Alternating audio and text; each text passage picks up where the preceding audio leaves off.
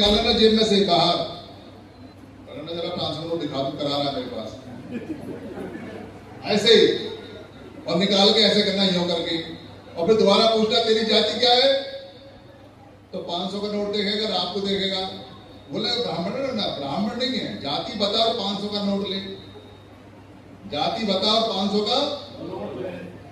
देखो कितनी बड़ी बात है, 500 का जुआ खेलेंगे हम, पर मेरी गारंटी है आपका 500 का नोट आपकी जेब में जाएगा वापस। क्यों? क्योंकि संसद में एक ब्राह्मण से, अभी लेटेस्ट है, में हम नाम नहीं लेते क्योंकि हमारा कोई लेन देना होता नहीं राजनीति से, पर एक ब्राह्मण से जो बड़ा प्रमुख वहां काम करता है, उससे एक दूसरे ब्राह्मण ने पूछ लिया, वो जाति की जनगणना की बात चल रही थी कि तेरी जाति क्या है, और आप यकीन मानना हमें तो पता था कि जवाब नहीं आने वाला।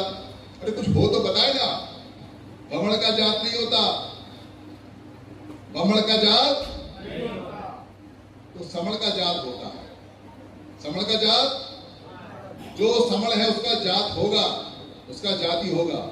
तो ठोक के क्या कहना है, समण का जाति होता है और बमण का जाति नहीं होता है।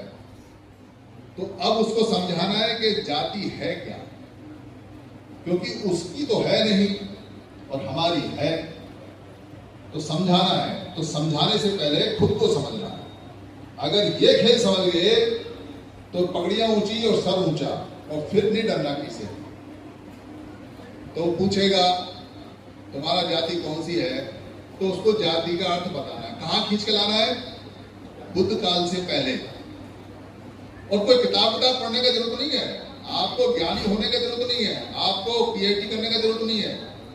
सिंपल सा है कि नवजात बच्चा होता है, होता नहीं होता है नवजात, तो हम क्या कहते हैं, नव चमार, नव कुम्हार, नव कोली, नव रविदासिया, नव मजहर सिख, नव तेली, नव तोली, नव महार, नव मंडल, नव चंडाल, ऐसा बोलते हैं क्या? क्या कहते हैं माता जी जब बच्चा पैदा होता है तो बताओ? नवजात बच्चा पैदा हुआ है। और जच्चा बोलते हैं, जच्चा और बच्चा। जच्चा जो जनती है, जनता है, और बच्चा जो उससे जना है। और नवजात मतलब नया पैदा हुआ। जात का मतलब क्या हो गया, पैदा हुआ।